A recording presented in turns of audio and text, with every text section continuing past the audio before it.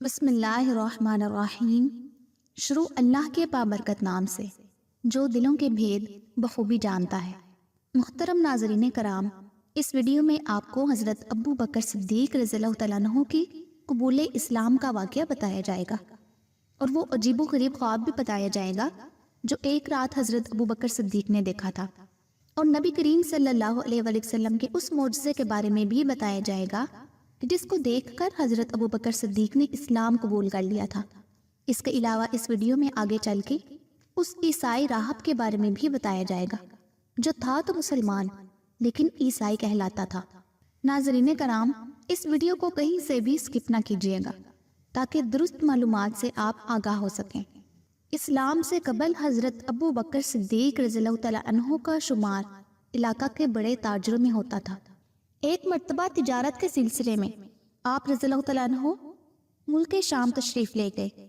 یہاں قیام کے دوران ایک رات آپ رضی اللہ تعالیٰ عنہ نے خواب دیکھا کہ چاند اور سورج آسمان سے نیچے اتر آئے ہیں اور آپ کی گود میں داخل ہو گئے ہیں۔ حضرت ابو بکر صدیق رضی اللہ تعالیٰ عنہ نے ایک ہاتھ سے چاند اور ایک ہاتھ سے سورج کو پکڑ کر اپنے سینے سے لگا لیا اور انہیں اپنی چادر میں چھپا لیا۔ صبح آپ رضی اللہ تعالیٰ عنہ بیدار ہوئے تو اس عجیب و غریب خواب کی تعبیر پوچھنے کے لیے قریب ہی ایک راہب کے پاس تشریف لے گئے۔ اس راہب نے سارا خواب سن کر آپ رضی اللہ تعالیٰ عنہ سے پوچھا، آپ کا نام کیا ہے؟ آپ کہاں کے رہنے والے ہیں؟ حضرت ابو بکر صدیق رضی اللہ تعالیٰ عنہ نے فرمایا، میرا نام ابو بکر ہے اور میں مکہ معظمہ کا رہنے والا ہوں۔ میرا تعلق قبیلہ قریش سے ہے۔ راہب نے سوال کیا کہ آپ کا ذریعہ معاش کیا ہے؟ حضرت ابو بکر صدیق رضی اللہ تعالیٰ عنہ نے فرمایا، میں تجارت کرتا ہوں۔ عیسائی راہب نے حضرت ابو بکر صدیق رضی اللہ تعالیٰ عنہ سے کہا، مبارک ہو، نبی آخر الزمان حضرت احمد صلی اللہ علیہ وآلہ وسلم اس دنیا میں تشریف لے آئے ہیں اور ان کا تعلق بھی قبیلہ قریش سے ہے۔ وہ آخری نبی ہیں۔ اگر یہ نبی پاک نہ ہوتے تو اللہ تعالیٰ زمین اور آسمان کو پیدا نہ فرماتا اور نہ کسی نبی کو پیدا فرماتا۔ وہ تمام رسولوں کے سردار ہیں۔ اے ابو بکر، تم ان کے دین میں شامل ہوگے اور ان کے بعد ان کے خلیفہ بنو گے۔ یہ ہے تمہارے خواب کی تعبیر۔ اے ابو بکر، میں نے اس نبی کی تعریف و توصیف تورات میں پڑھی ہے اور زبور و انجیل میں ان کا ذکر پڑھا ہے۔ میں ان نبی پر ایمان لا چکا ہوں۔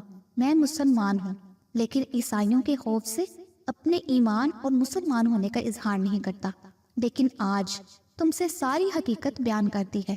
حضرت ابو بکر صدیق رضی اللہ تعالیٰ عنہ نے جب اپنے خواب کی تعبیر سنی تو بے حد متاثر ہوئے اور دل پر رقت طاری ہو گئی۔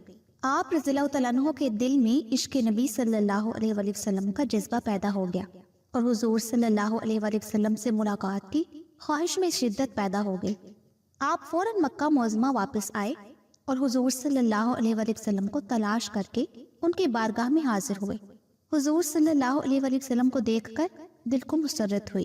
حضور صلی اللہ علیہ وآلہ وسلم بھی ابو بکر کو دیکھ کر مسکرائے اور فرمایا، ابو بکر، تم آ گئے، جلدی کرو، کلمہ پڑھو اور دین حق میں داخل ہو جاؤ۔ ابو بکر صدیق رضی اللہ تعالیٰ عنہ نے عرض کیا، حضور صلی اللہ علیہ وآلہ وسلم، کیا کوئی معجزہ دیکھ سکتا ہوں؟ حضور صلی اللہ علیہ وآلہ وسلم نے مسکرا کر فرمایا، ملک شام میں جو خواب دیکھ کر آئے ہو اور راہب نے جو تعبیر بتائی ہے وہ میرا معجزہ ہی تو ہے۔ حضرت ابو بکر صدیق رضی اللہ تعالیٰ عنہ یہ سن کر پکار اٹھے، سچ فرمایا اے اللہ کے رسول آپ نے۔ میں گواہی دیتا ہوں کہ اللہ کے سوا کوئی معبود نہیں اور آپ اللہ کے سچے رسول ہیں۔ نزہۃ المجالس جلد نمبر 2 صفحہ نمبر 203۔ امید کرتی ہوں کہ میری یہ ویڈیو آپ کو بہت پسند آئی ہوگی۔ اگر ویڈیو پسند آئی ہو تو اپنے سب دوستوں کو ضرور شیئر کیجیے گا تاکہ وہ بھی درست معلومات سے مستفید ہو سکیں۔ اگلی ویڈیو تک کے لیے مجھے اجازت دیجیے۔